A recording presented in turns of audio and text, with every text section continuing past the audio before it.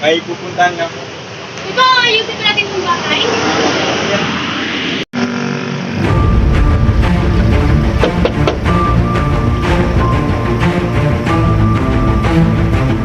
Papa, may nagkakita!